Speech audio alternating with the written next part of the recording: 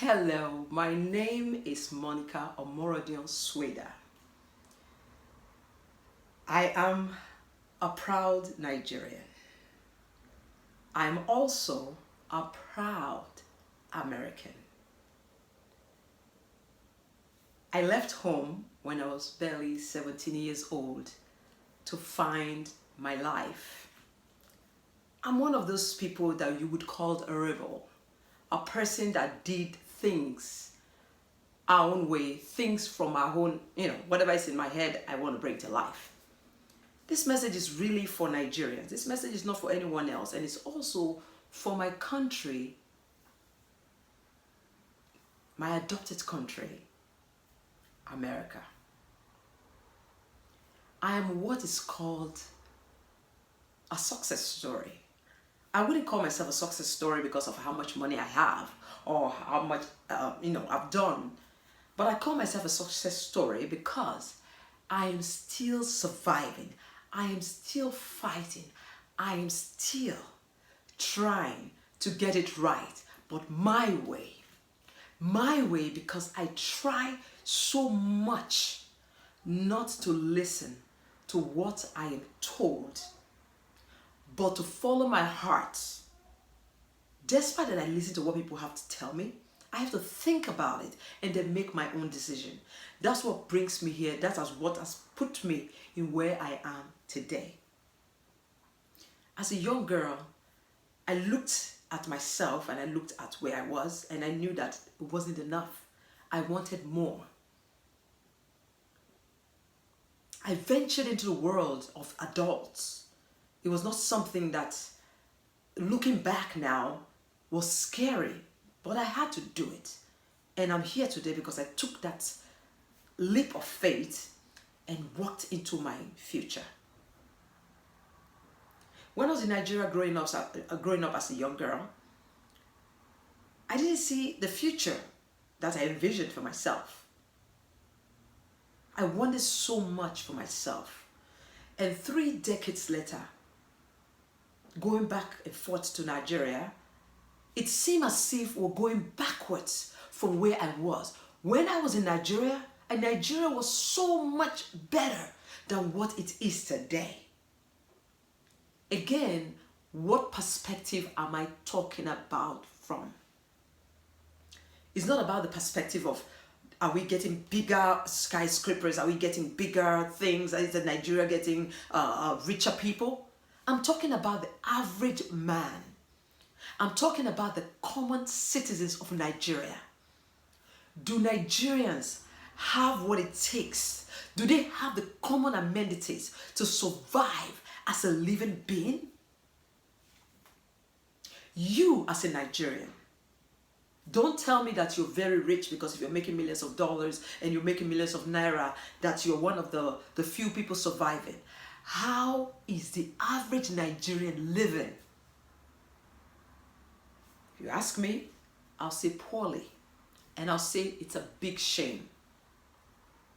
Many years ago, when I was in primary school, we had chairs to sit down on. We had teachers that taught us every day. We had our parents that sent us to school. We had food to eat. We graduated school and then tried to get into universities. But today, me going back to Nigeria, going back to that Warri, like a place where I grew up, it is very sad. It's very pathetic. I still see children with no chairs to sit down. I still see teachers with nothing to teach students with. I see people taking their children out of a public school and sending them to private schools. I see teachers that can't even feed.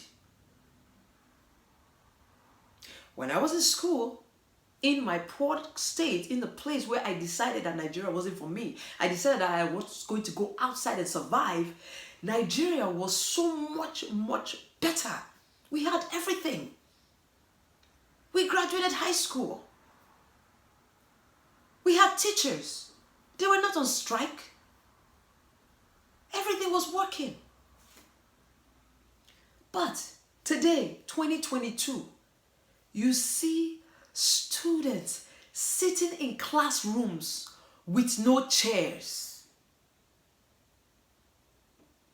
We see students going to school with no teachers. We see teachers, we see alumni being begged to give them money to fund a government primary school, to fund a government secondary school.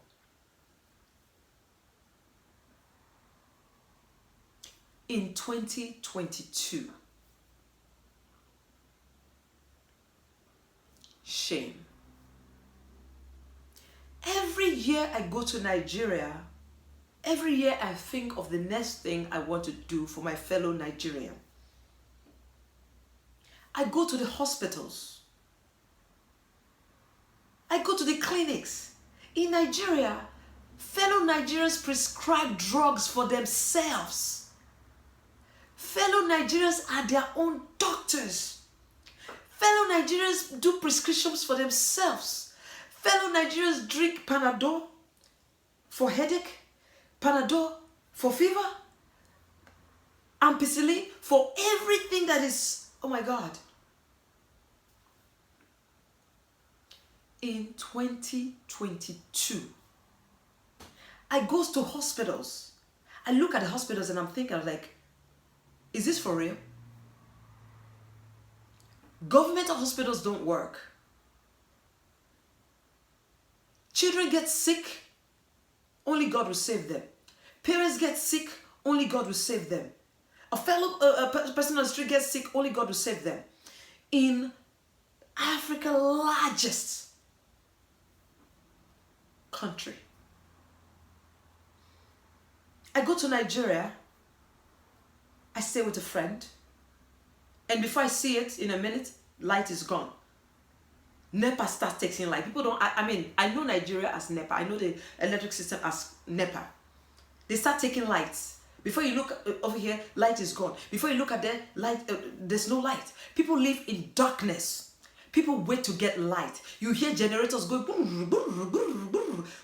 You cannot do anything in Nigeria without generators. Every average home you go to has no light for days. People go to like high-class area neighborhoods where they have high-tech generators. They have to pay money to get generators to get their lights going. You cannot depend on the government. You cannot pay your fee and get light. I see a lot of people fighting the people that have lights, like the NEPAs, like the people that supply light. They're fighting them, saying, I pay for light, I don't get light. What am I paying for? In 2022, in Nigeria. What are we talking about? I look at our leaders. There's absolutely no accountability. Our leaders, every 2 years or every 4 years, they come out here and they campaign and they tell you to come and vote for them. You vote for them, whatever they say they're going to do, they do not do nothing. I see people calling, even me, calling me to come and help, to put somebody in power because that person is going to give me money in my pocket. And I'm thinking, what about the people that don't have? You will give me bribe and I'll close my eyes to you to rule. When you graduate or when your term year is over, there's no accountability. We have senators, we have House of Reps, we have so many people running this country with absolutely no accountability.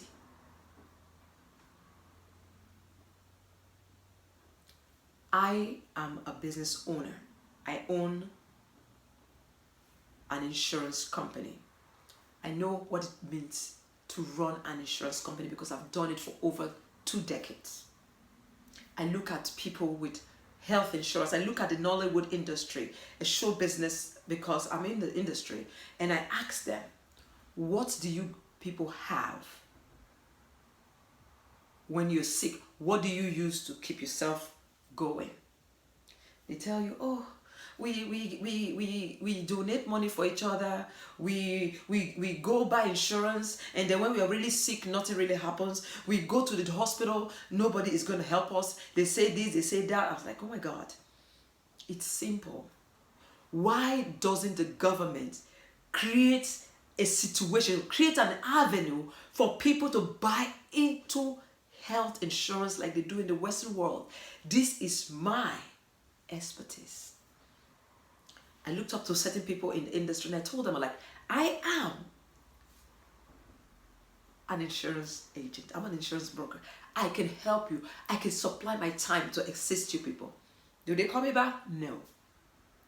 Every day you see in the news people calling you and me to help for a fellow brother or sister dying, sick, no money for health care, no doctor to help.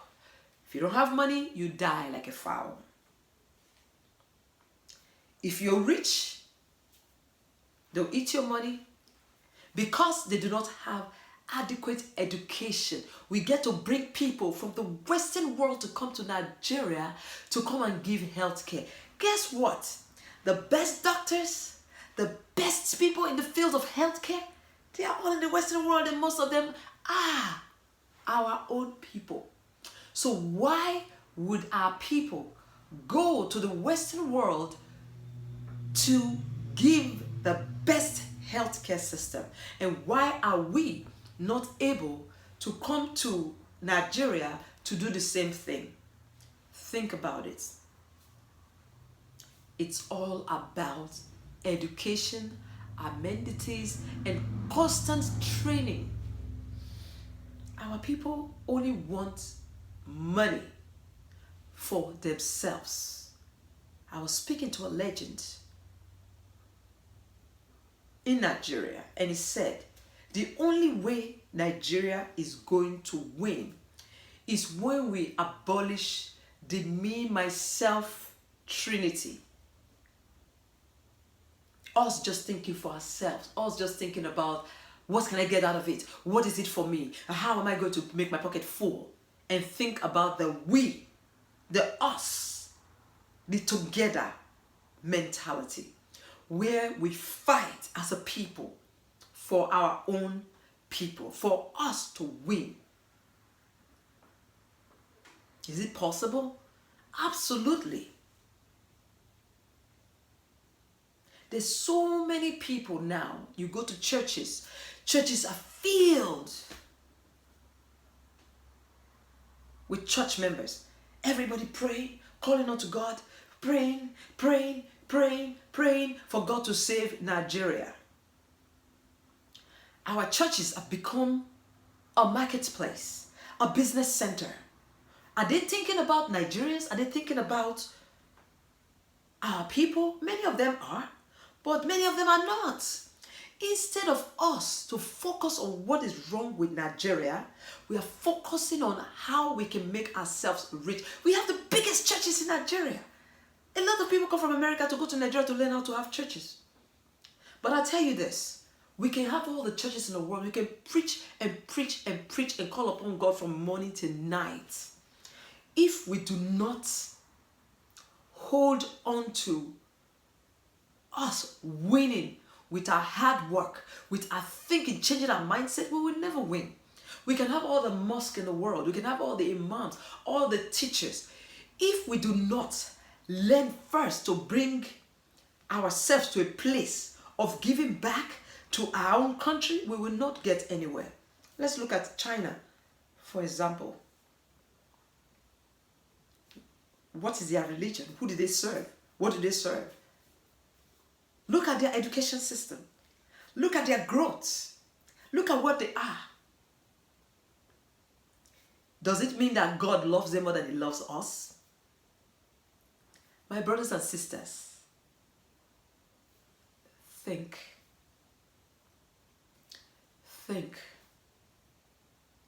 When I left Nigeria many years ago, I came to the Western world.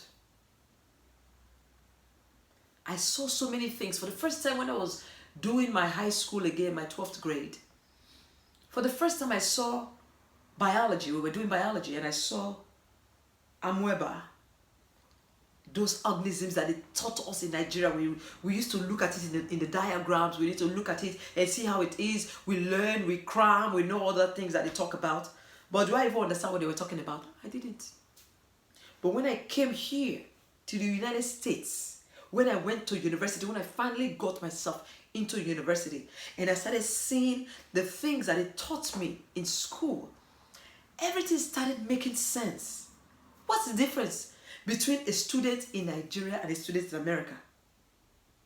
Nigerians are very smart. Education is not a problem.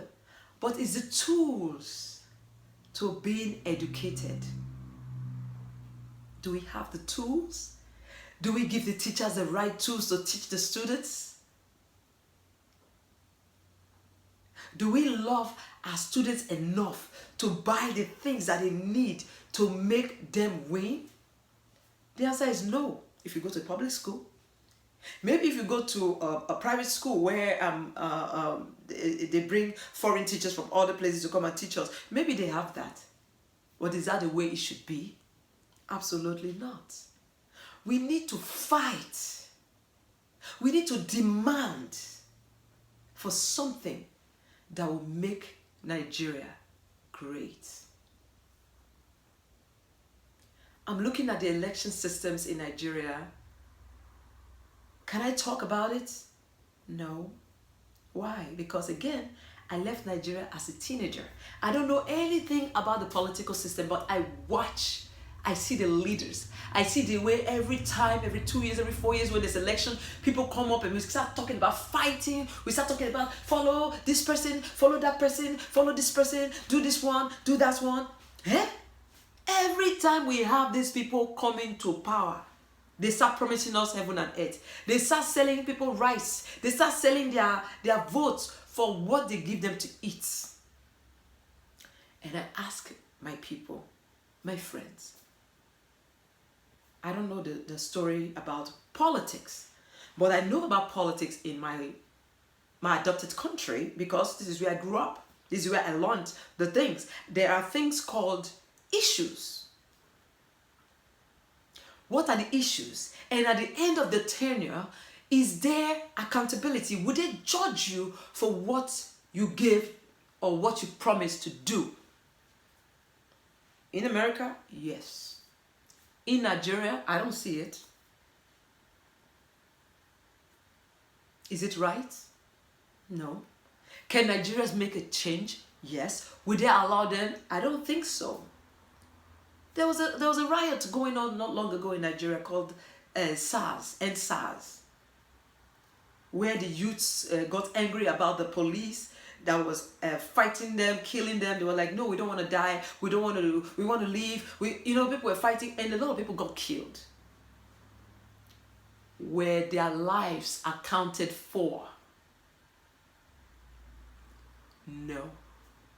Did Nigerians fight? They tried. Did it go anywhere? No. Many people were called, many people were given money, many people were called to help to fight this fight, but after some of them got money in their pockets, a lot of people shut up. They weren't doing anything. Who gives a shit? It's about my pockets, about me, myself, and I. They are not truly fighting for Nigeria. That would have been a revelation of demanding accountability. But our people stand up and fight. They say, yes, one Nigeria. When it's time to actually do something, they walk away. Will this change anything? No. The only time we will be respected is if we demand respect.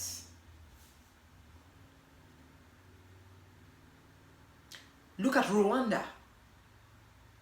Rwanda is an African country. There's something going on in Rwanda.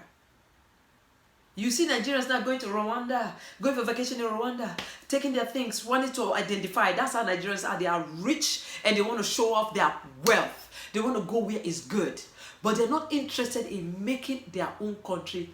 There was a time I remember when I was in Nigeria. We drove the Ghanaians out of Nigeria.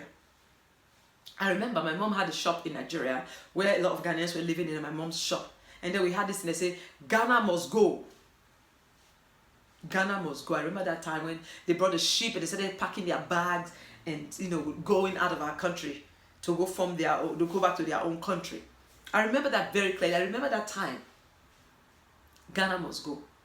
Because a lot of Ghanaians came to Nigeria because Nigeria was, we were doing good. And today, go to Ghana. A lot of Nigerians are leaving Nigeria and going to live in Ghana. And Ghanaians now are telling us, get out of our country. You people should go back to your country. Why are we going backwards? Ghanaians are going forward. They're building their nation. They got constant light. Their light is going. Rwanda, the light is going. I remember a young boy that was called to go to school in Rwanda. To get scholarship to go to school abroad. And the Rwanda guy said, no, I want to go to school in my country.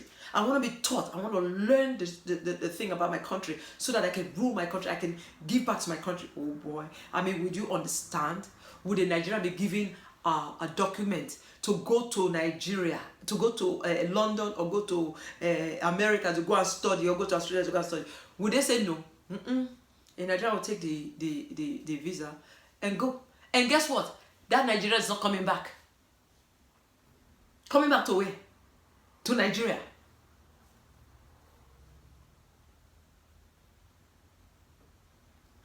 I own an insurance company. I deal with Africans all over the world. I deal with humans all over the world. My office is like a United Nation. Things I'm talking about is because I've experienced them. I meet the Kenyans. The Kenyans come to my office and they have cooperatives and stuff, and they go back to their country and make their country big. They make their country, businesses are flowing. They siphon their money from this country and go to their country and make money. They have constant light. Even in the village, they have light running. And I want to tell my friends, I say, our country, there's no light. Our country is not running. Light is not running. The only light you see, constant light, is the man that is rich. Why can't the regular Nigerian have constant light? Why can't a Nigerian graduate make money after graduation? You see doctors begging to eat. You see engineers begging to eat. You see actors, though they have 1.5 million, they have 2 million followers, they have 3 million followers, they are hungry. Many of them are calling and begging for food. It's all showmanship. They all just want to show off. Are many of them making it? Absolutely. We have a lot of rich Nigerians. A Nigerian owns the Gatwick Airport. One of the richest Nigerian is a woman. Top Nigerians. We have men. We have the Dangotes. We have the Tinubus. We have all these people.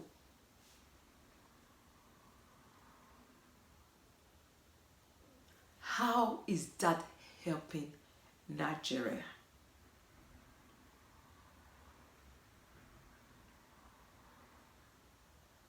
Okay, Nigeria has a lot of states, different states. In America, we have different states, and each state gets taxes, and then they use their taxes to fix their own state. And then they get money from the federal government sometimes also when there's disasters, or things like that. But in Nigeria, how does it work? I don't know. States are waiting for allocation from the federal government. What is your state producing? Do we have leaders that are smart?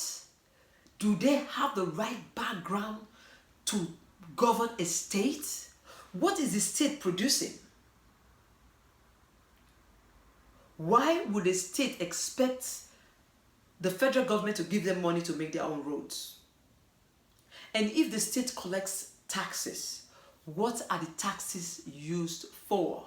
Are the taxes used for the state, or are those tax money being shared among constituents? Are they shared among brothers and sisters? Are they shared among party members? If we are using our money to take care of each state, because each state should be independent of each other, but look onto the federal government. At least that's how it works in America. You see roads terrible. You can't even sleep. The gallops. In America here, when I'm traveling, maybe somebody's driving, I can sleep for 2 hours straight and not know. But in Nigeria, try to sleep when you're in the car. You might have a broken neck, broken skull, because of the gallop up and down, up and down, up and down. You see beautiful houses everywhere. People are building houses everywhere. The roads to those houses, phew, are a big joke.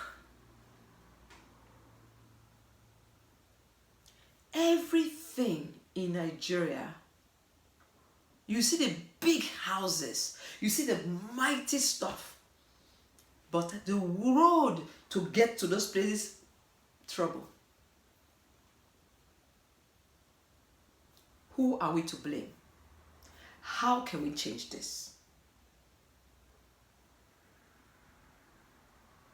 Every time I get a phone call from Nigeria, my heart skips a beat. Somebody's either calling because they need money to eat, or because somebody has died, or because they need you to help them get visa to get out of Nigeria. When you get a phone call, somebody is begging you for something.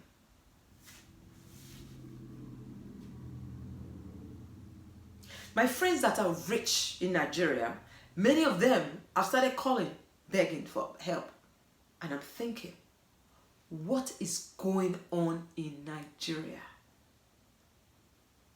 What is going on? Why is Nigeria going backwards? Why is it that people are not making money? Why is it that there's no employment in Nigeria? Why is it that a young girl has to sleep with an old man or the managing director or the supervisor just to get a job? Why is it that a young man has to be or become a prostitute to be given a job in Nigeria? Why do we have to do things that are dark to win in Nigeria? Why is it that every child that is not born with a silver spoon must suffer? How is it that education doesn't help? You must have education, and then you must have a godfather or a godmother or somebody to make you happen in Nigeria. This year 2000, the year 2000, 2010, 2015, 2020 to 2022, we've been seeing a lot of things going on in our world, in the whole world. There's so much things happening in the world, making you think that we don't have forever to be here. I go to Nigeria a lot. I started the documentary and I started meeting people and traveling around Nigeria. Before in Nigeria, growing up as a young girl in Nigeria, as a child, I was able to go out to my friend's house during Ramadan, share food. We all go out there, go and eat, enjoy ourselves, party, and then go home to our parents. And in the Christmas time, we have our friends that are Muslims. They all come to, the house, and then we all share food. We eat, we play, we are family. We are able to live as Nigerians. But today, in Nigeria, when you talk about going to northern Nigeria, You think about Boko Haram. You think about terrorists. You think about Fulani headsmen. You think about people killing, taking blood, stabbing our mates to death. You see the Benin man killing an innocent Hausa man that is a trader. You see the Hausa man killing the Benin man that comes to their town. You see the Northerners, that the people that live in their state being killed because they are Christians. There was a time we lived together. What's changed? Why can't we cohabitate together like we used to do back in the days? What has changed? Why have we decided to have hatred among ourselves? Why can't my friend, who is a Northerner, still be my friend? Why do we have to separate ourselves because of religion?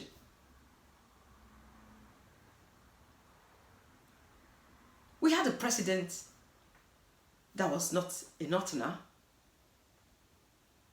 and we all lived. We didn't die. Then we had a Northerner. Then we have a person from the South. We had people from all over Nigeria. We were all living together. What changed? Now we cannot go out on the street without seeing people killed every day. Or was this happening before and we just didn't know about it?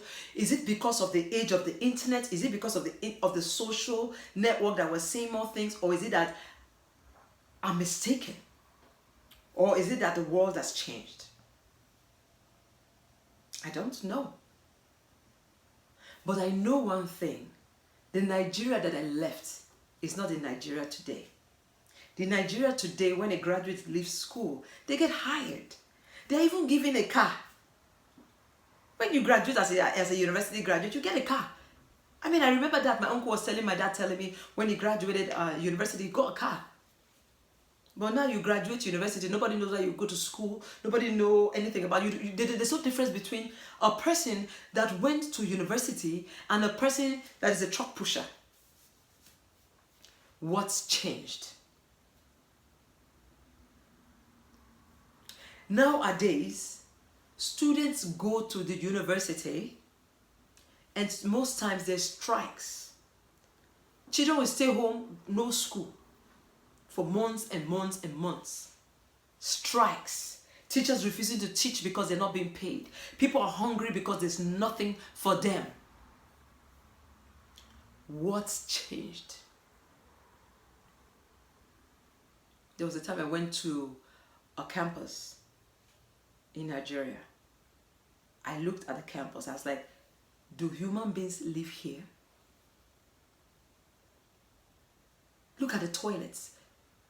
Look at the way they sleep. No glass window, no windows. My God, this is where human beings live.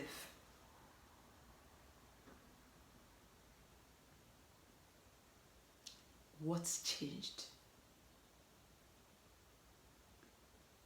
I remember a friend of mine got into an accident in Nigeria, so I was invited, when I went to Nigeria, to the hospital. I went to go see my dear friend in the hospital. I remember the doctor telling the sister of the girl to go outside and buy blood that the girl would use for transfusion. I remember the doctor sending the people to go outside and go to clinics to go buy things that he needs to use to treat the person that had broken legs, broken arm, and so much. When I went to the hospital, the floor was scary. There were no windows. This is in Lagos Teaching Hospital, LUT. The prestigious LUT. No windows. Mosquitoes flying all over the place. People sitting there crying. I'm looking, I'm thinking, I'm like, oh my God. Wake me up if I'm sleeping. Wake me up if I'm in a dream. It looks like a dream to me.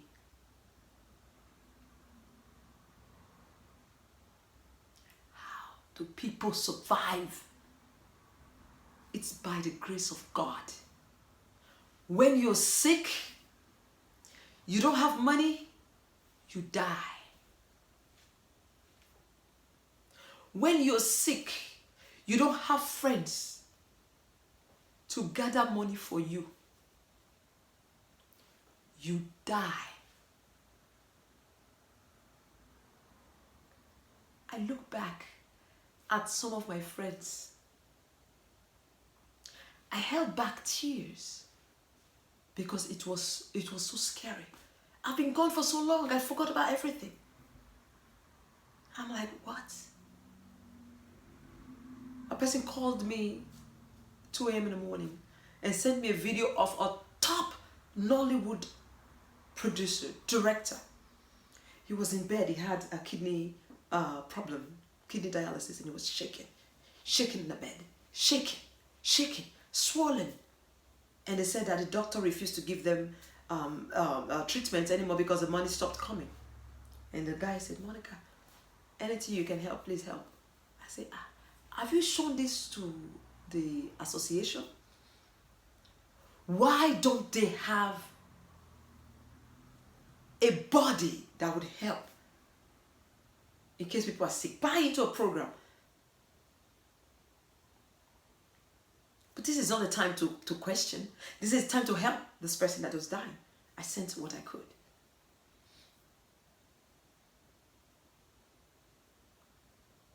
To the person's account.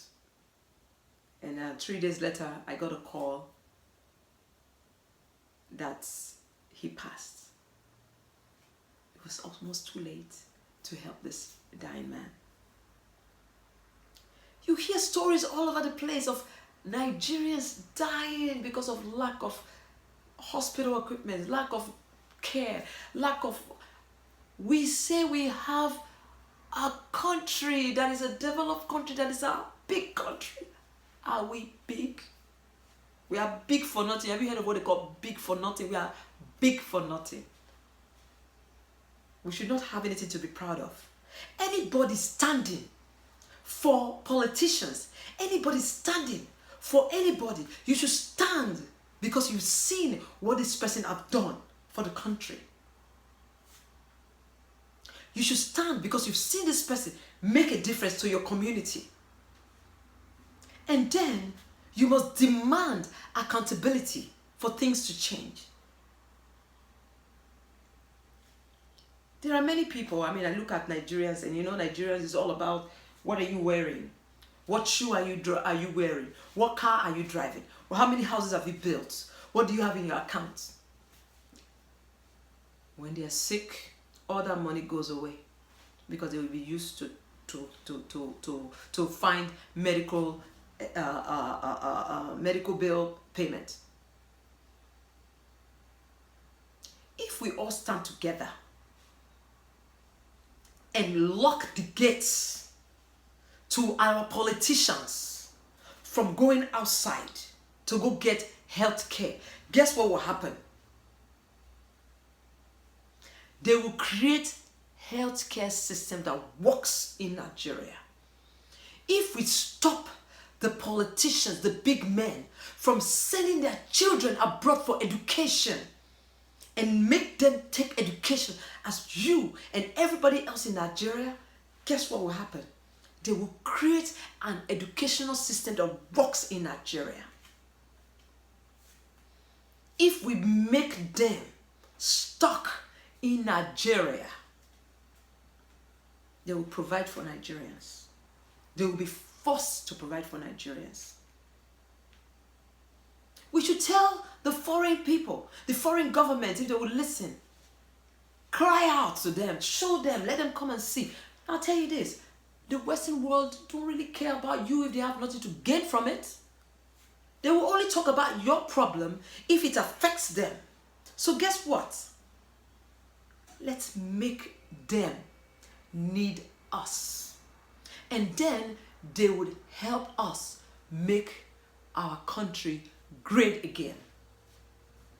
Is it possible? Absolutely.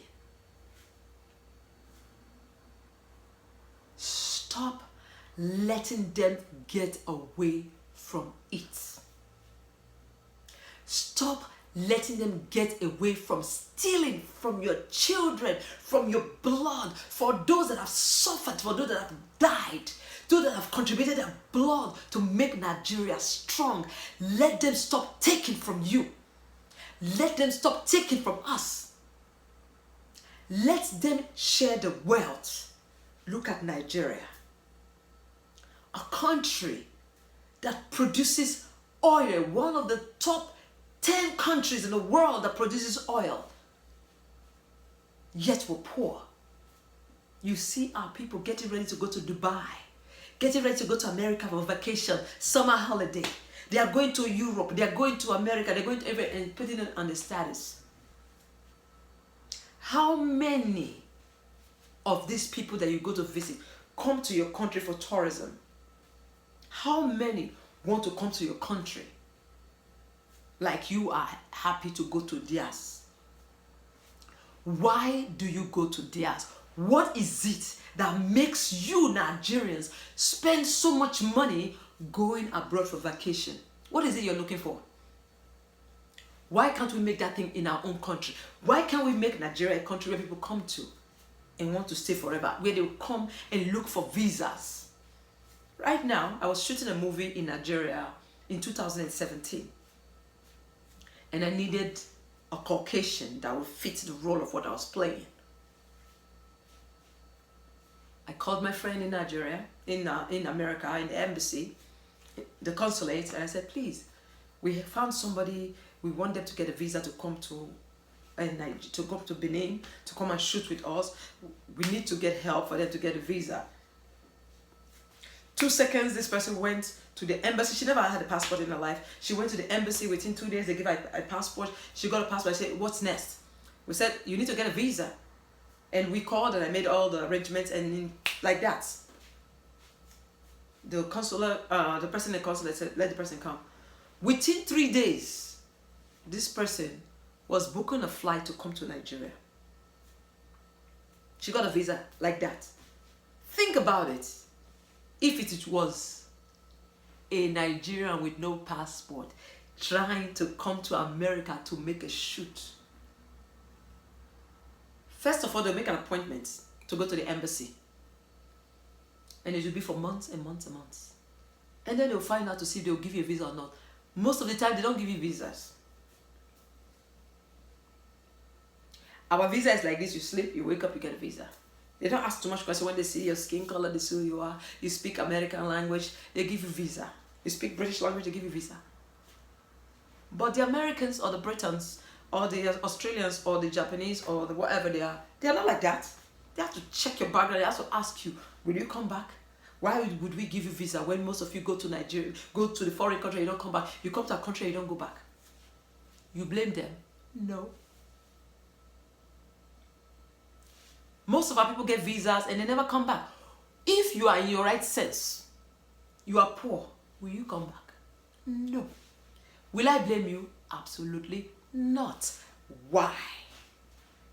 Because Nigeria has nothing to offer you when you are not on top. Except you fight your way up there and then you become rich. And then the British people, they don't even ask for visa. They put you on a fast, like you're going to Burger King, you get a visa and go straight.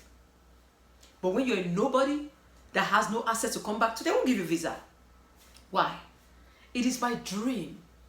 It is my big dream to have the Western world stand on the queue for months and months to get visa to a new Nigeria.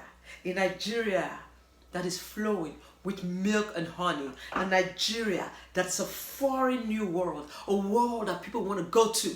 That people beg to go to. That people beg to get visas. That people beg to get employed. Is that Nigeria possible? Absolutely. The smartest people, some of the smartest people in the world are Nigerians. Education is not our problem. Smartness is not our problem. Our problem is our leaders. Our problem is us Nigerians. Our problem is you and me. Can we change that? Absolutely. It starts from me and you. Right now, in America, there's big confusion going on. I was privileged to be one of those people that was teaching a class in Hollywood called International Business Roundtable. A place where people sit down, the big stars, those big stars that you see, that we see in the news, you see on TV, Netflix, whatever, Hollywood. I was privileged to sit down among them and teach a class. A black girl from the ghettos of Nigeria.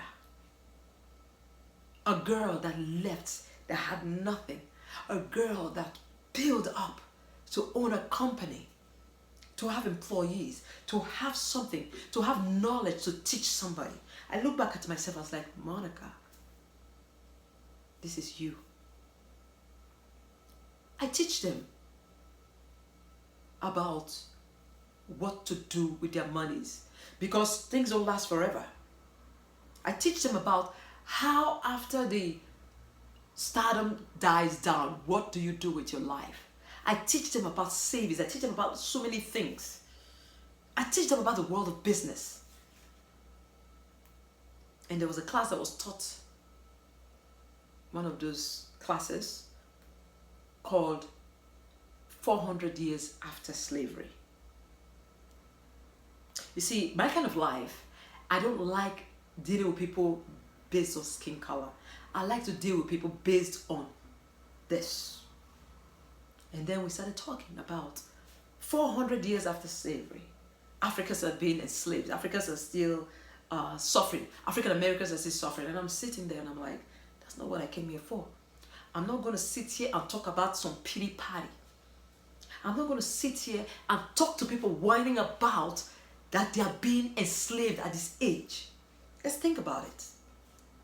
Our brothers sold our fellow brothers and sisters to the Western world.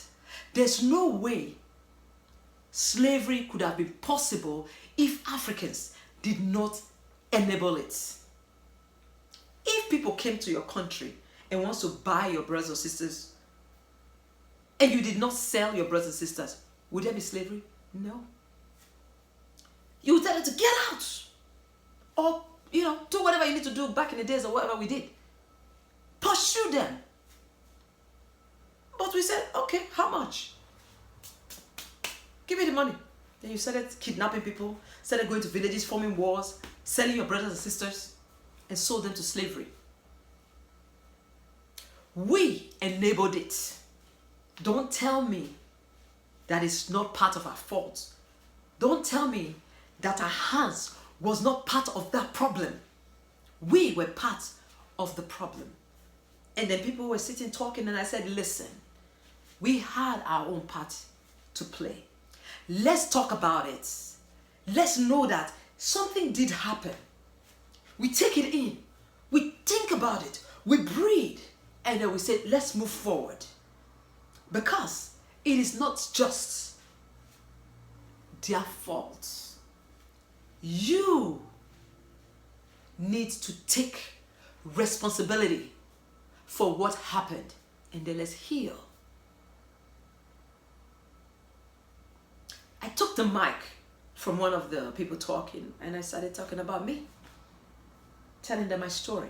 Who I was in a country that people said is racist. I told my story. I am a nobody that came from somewhere and became a somebody. So I would not listen to anybody tell me that because I am black, I'm disenfranchised. That story needs to be squashed. Now in America, there's a new age of sowing hate among our people, making our people think that we are disenfranchised, that as we are black, we're discriminated. They're killing our people on the streets. They're destroying black neighborhoods. Listen. Don't let them tell your story. Don't let them tell you who you are. Don't let them sow seeds in your head and then you start accepting it and start feeling like you're poor, you are this, you're that. No. Refuse for anybody to tell you that you are less than anything that you are. Take responsibility. Demand accountability. Tell your children that they are strong, that they can make it because they are alive and breathing. Give them the opportunities. Teach them about education. Don't ever let them tell you what you need to think. Think for yourself. Do your own due diligence. Before, in America, we were very happy. We were free. We were doing our things. Black businesses were thriving. And I've never seen so much things being done in America that is so much good when it comes to black people. But you will see in the news right now, people are talking about how blacks are suffering, how they're disenfranchised. I will just tell you, go and find which blacks they're talking about, because coming from me, we're doing very well. We have the most doctors, the most engineers, the most lawyers, the most business people. In America, we're doing so good. And many of us need to take this thing that we have and back to Africa to make Africa great. Your American passport is unique. You cannot have 2 American passports. But in Nigeria, you can have 10 passports.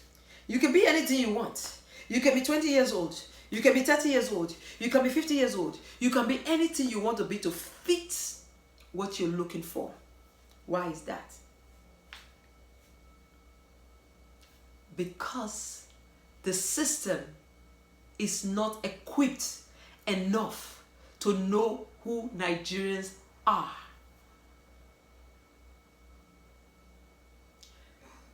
A few years ago, when I was going to Nigeria, I was stopped by the immigration.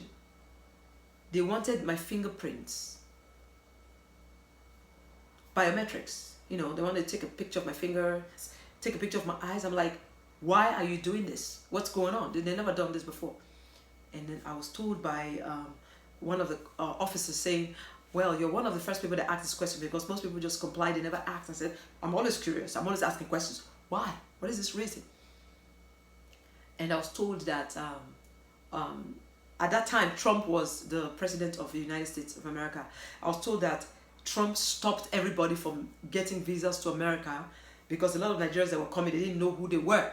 People can be anything they want. So they stopped Nigeria to go create a system that would know Nigerians, where we can know our own people, where a Ghanaian doesn't come from Ghana and come to Nigeria, get a Nigerian passport. A person comes from Rwanda and goes to a Nigerian embassy and go get a Nigerian passport. They say they're Nigerians. There's nothing, no way to find out who you are. Anybody can be a Nigerian. Is that healthy? No. A lot of people will be stealing, a lot of people doing bad things, and they'll say they're Nigerians. Just not long ago in my office, somebody called me about a person that said that he's a Nigerian. And I looked at the person's name, and that name was a name from Zambia or Zimbabwe. And I looked at the name and I told the guy, I said, this person is not Nigerian, that is not a Nigerian name. That person is from this part of the world. This part. It's like, oh really? And then he called that person and found out that truly I was right, because I looked at the name and that name wasn't the thing. Why was that person saying he's a Nigerian? He was trying to commit fraud. And then they called him and he asked them, like, who told you? It doesn't matter who told you, but that person was able to say that they're Nigerians. Anybody can go and get a passport. But right now, change is coming. At least I saw that.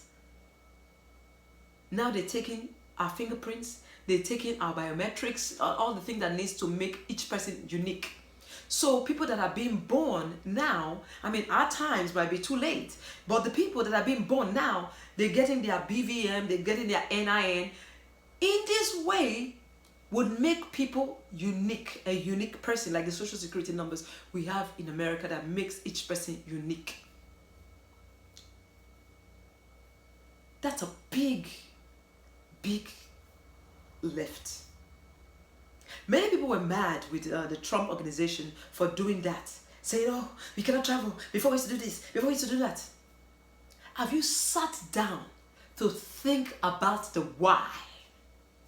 I know temporarily it's easy for you to be able to travel and do anything. But look at the big picture. That man did a good thing for Nigeria, forcing Nigeria to stop all migration, stop all visa applications until they situate their country, until they're able to get a thing that will be able to tell who are the true Nigerians.